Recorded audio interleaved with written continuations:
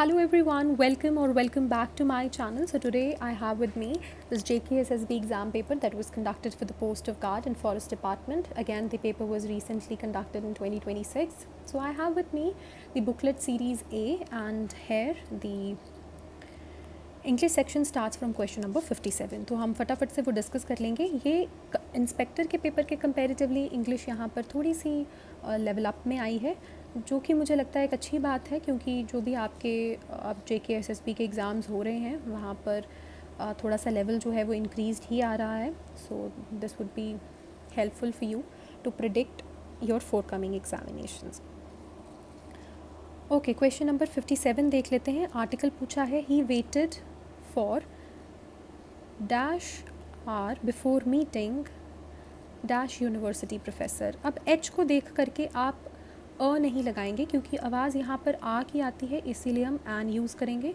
और यूनिवर्सिटी में यू को देख के आप एन नहीं यूज़ करेंगे. ठीक है, एन का इस्तेमाल नहीं किया जाएगा, क्योंकि यहाँ पर आवाज़ य की आती है, इसीलिए हम यूज़ करेंगे. Okay, so correct option becomes option number C, an and A. He waited for an hour before meeting a university professor.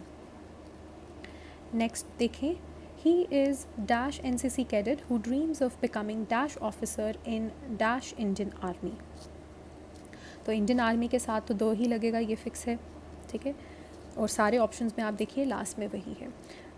मुश्किल आपको आएगी ऑफिसर के साथ में भी आन लगता है, ये भी आपको पता है. ठीक है, तो जहाँ पर नहीं है वो वाले ऑप्शंस आप निकाल दीजिए. 50-50 पे हम पहुँच गए हैं. जो समझने वाली बात वो ये है कि NCC के साथ में हम एन यूज़ करेंगे, क्योंकि अगेन हमारे पास यहाँ पर वॉल साउंड से स्टार्ट होगा. Okay, so option number B becomes the answer. फिर देखिए, dash cheetah is dash fastest land animal and can reach dash incredible speed within seconds. एक मैं आपको रूल आज यहाँ पर बता देती हूँ कि हमारे पास में जो सुपरलेटिव डिग्रीज़ होती हैं, सुपरलेटिव समझते हैं आप, गुड बेटर बेस्ट. तो बेस्ट सुपरलेटिव है, फास्ट फास्टर फास्टेस्ट, तो फास्टेस्ट जो है वो सुपरलेटिव डिग्री है. सुपरलेटिव डिग्री के साथ हमेशा और हमेशा द का इस्तेमाल होता है. तो इसीलिए जब भी हम यहाँ पर सुपरलेटिव डिग्री देख रहे हैं फास्टेस्ट, तो इसके साथ में द लगेगा. ठीक है, चीता के साथ लगेगा और इनक्रेडिबल के साथ में एन आ जाएगा. Alright, so option A becomes the right answer. Next देखिए आप, हमारे पास में नेक्स्ट पूछा है एग्रीशियस वर्ड है हमारे पास में, और इसका हमने सेम मीनिंग वाला वर्ड भी बताना है और ऑपोजिट मीनिंग वर्ड भी बताना है. ठीक है, तो एग्रीशियस जो है, एक बात आप समझ लीजिए कि अगर आप कोई भी वर्ड पढ़ रहे हैं न्यूज़पेपर में, आपने उसका वहाँ पर ही मीनिंग देख लिया. आपने कोई बुक पढ़ी, कोई वर्ड आपको मिला, आपने वहाँ पर मीनिंग देख लिया. That is not sufficient to improve your vocabulary. It is very important कि जो भी वर्ड आप पढ़ रहे हैं उसका मीनिंग, उसका यूज़, उसका सेम मीनिंग, उसका ऑपोजिट मीनिंग वाला वर्ड पढ़ के आप उसको अपनी एक्टिव वोकैबुलरी का हिस्सा बनाएं. ठीक है, जब तक आप उसको अपनी एक्टिव वोकैबुलरी में यूज़ नहीं करेंगे उस वर्ड को, तो एग्ज़ाम के टाइम में इट इज़ वेरी डिफ़िकल्ट कि इतने सारे वर्ड्स में से आपको एक पर्टिकुलर वर्ड का मीनिंग जो है वो रिकॉल हो पाएगा. वो तभी होगा अगर आपने उसको 2-3 बार पहले यूज़ किया हुआ है अपनी डे टू डे वोकैब में. ठीक है, एक तरीका तो वही है कि आपको उसका मीनिंग डायरेक्टली पता हो, और दूसरा तरीका ये है कि यहाँ पर देखिए इन्होंने कहा है सबसे पहले हमें सेम मीनिंग वाले वर्ड बताने हैं. 3 ऑप्शंस में जो फर्स्ट वर्ड है उसका ऑलमोस्ट सेम मीनिंग है, प्रेज़वर्दी, एडमायरेबल, स्प्लेंडेड. तो ये 3 आंसर इकट्ठे तो नहीं हो सकते, तो इसीलिए जो बचा हुआ है वही हमारा आंसर है, एट्रोशियस. एट्रोशियस का मतलब होता है बैड. ठीक है, एग्रीशियस का मतलब भी बुरा ही होता है. ठीक है, जब हम कहते हैं एग्रीशियस लाई, ठीक है, बहुत बुरा झूठ, और इसका ऑपोजिट हो गया एक्सीलेंट. ठीक है, यहाँ पर नेक्स्ट क्वेश्चन देखिए 61. यहाँ पर हमें अगेन सिनोनिम बताने हैं. अगेन अगर आपको सबका नहीं पता है, किसी एक का पता है, उससे भी आप एलिमिनेशन करके ऑप्शंस पर पहुँच सकते हैं. अगर आप सेकंड देखें, वर्बोज, वर्बोज मतलब वर्बल, ठीक है, वर्ड्स का इस्तेमाल करना। सेकंड को अगर आप 3 के साथ मिलाएंगे तो 2 ऑप्शन आपके वैसे ही एलिमिनेट हो जाते हैं। प्लेसिड का मतलब काम होता है, 3 को फर्स्ट के साथ मिला दीजिए तो ऑप्शन बी हमारे पास में करेक्ट आंसर आ गया है। ऑब्सक्योर का मतलब होता है छुपा हुआ, ठीक है, जो उतना ज़्यादा दिखता ना हो, तो उसको हम बोलेंगे हिडन। और फ्रूगल का मतलब होता है थ्रिफ्टी, ठीक है, थ्रिफ्ट स्टोर्स आपने सुने होंगे, तो थ्रिफ्टी मतलब चीप या इकोनॉमिकल। ओके, नेक्स्ट क्वेश्चन देखिए, क्वेश्चन नंबर 62। यहाँ पर हमें ऑपोजिट मीनिंग पूछा है। अब वर्ड है विम्सिकल। विम्सिकल का मतलब होता है अनयूजुअल, ठीक है, इमेजिनेटिव, कुछ आपने जो सोचा हो, ठीक है। अब इमेजिनेशन है वो प्रैक्टिकल नहीं हो सकती, ठीक है, तो इसीलिए ऑपोजिट मीनिंग में अब हमने प्रैक्टिकल वर्ड ढूंढना है। और प्रैग्मेटिक का मतलब होता है प्रैक्टिकल, तो सही ऑप्शन हो गया सी, ठीक है। जो हमारे पास में बाकी 3 ऑप्शन हैं उन सब का मीनिंग ऑलमोस्ट सेम है। अच्छा, आइडियलिस्टिक, आदर्श, ठीक है, या फिर इमेजिनेशन में बहुत अच्छा, जो सोचने के लिए अच्छा है बट हमारे पास प्रैक्टिकली उतना बढ़िया नहीं है, ठीक है। नेक्स्ट देख लीजिए, हमारे पास में है क्वेश्चन नंबर 63। यहाँ पर हमें ऑपोजिट मीनिंग बताना है, ठीक है, ऑपोजिट मीनिंग बताना है लोक्वेशियस का। इसका मतलब होता है बहुत ज़्यादा बातें करना, तो हमें ऑपोजिशन में देखना है जो बातें कम करना जिसका मतलब हो, ठीक है। वर्बोस टॉकेटिव तो आपको पहले ही पता है। देखिए टेसिटर्न एंड रेटिसेंट, अगर आपको बाकी नहीं पता, रेटिसेंट पता है जिसका मतलब होता है अपनी फीलिंग्स को ना एक्सप्रेस कर पाना, ठीक है, तो बातें, वो टेसिटर्न होता है कम बात करना, ठीक है।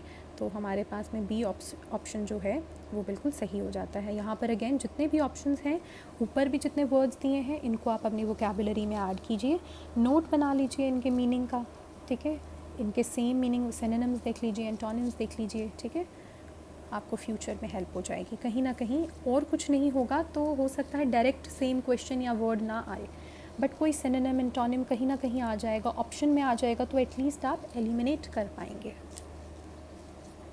क्वेश्चन नंबर 64 देख लीजिए, हमें प्रेपोजिशन बतानी है। शी हैज़ ऑलवेज बीन कीन डैश परस्यूइंग रिसर्च इन एनवायरमेंटल साइंस, तो इसका सही आंसर जो है वो डी है, ठीक है। She has always been keen on pursuing research. फिर से हमें प्रेपोजिशन पूछी है। The manager was deeply concerned dash the decline in productivity and warn the staff dash the consequences of negligence, ठीक है। तो इसका ऑप्शन नंबर डी जो है वो सही है। The manager was deeply concerned about the decline in productivity, उसके बारे में, ठीक है, कंसर्न था, and he warn the staff of, ठीक है। तो कुछ प्रपोजिशंस हैं जो फिक्स्ड हैं कि ये इन्हीं वर्ड्स के साथ में यूज़ होंगी, ठीक है, तो ऑफ भी वैसे ही यहाँ पर यूज़ किया गया है। कोई भी ग्रामर आपके पास है, कोई स्कूल की ग्रामर है या कोई किसी कज़न की है, कोई और बुक है, कोई कॉम्पिटिटिव एग्ज़ाम में बुक है, या आप सिंपली गूगल पर भी सर्च कर लीजिए, ठीक है, कॉमनली यूज़ प्रेपोजिशंस, तो आपके पास में कोई 20-30 जो हैं पेयर आ जाएंगे कि इस वर्ड के साथ यही प्रेपोजिशन यूज़ होगी हमेशा। तो अगर आप उनको लर्न कर लेंगे आपके लिए बहुत आसानी हो जाएगी। नेक्स्ट क्वेश्चन देख लेते हैं हम। नेक्स्ट क्वेश्चन है हमारे पास में question number 66। She divided the work dash the team members and insisted dash finishing it dash the deadline. अब देखिए, जैसे मैंने अभी आपको कहा कि कुछ वर्ड्स हैं उनके साथ प्रेपोजिशन फिक्स हैं, तो इंसिस्टेड के साथ में भी हमारे पास प्रेपोजिशन फिक्स हैं, या ऑन आएगा या अपॉन आएगा, ठीक है। तो अपॉन यहाँ पर है नहीं है, ऑन हमारे पास सही हो जाता है। तो जहाँ पर बीच में ऑन नहीं है उन दो को एलिमिनेट कर दीजिए, ठीक है।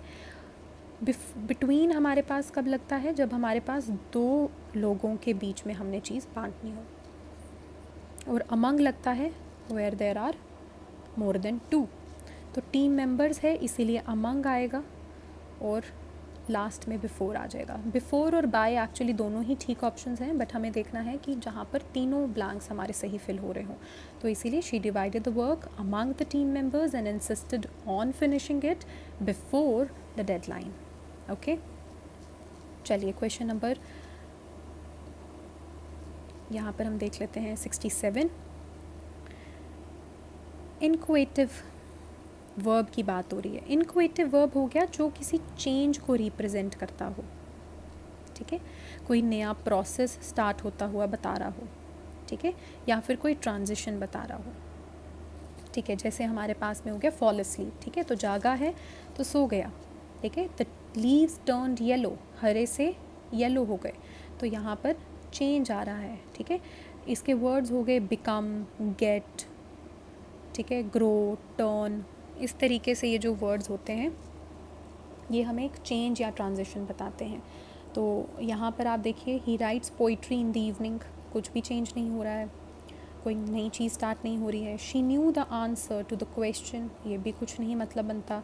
दे built a new bridge across the river, एक नया ब्रिज बना है, ठीक है, बट ये तो अच्छा, ऑप्शन डी देख लीजिए, क्लियरली वही हमारा आंसर है। The sky darkened before the storm arrive, तो आपने क्या किया, स्काई का कलर चेंज हो गया, ठीक है, स्काई जो है वो एकदम से तूफान आने से पहले डार्क हो गया, तो ये इनक्वेटिव वर्ब है, डार्कन्ड, ठीक है, तो डी जो है करेक्ट ऑप्शन हो जाएगा।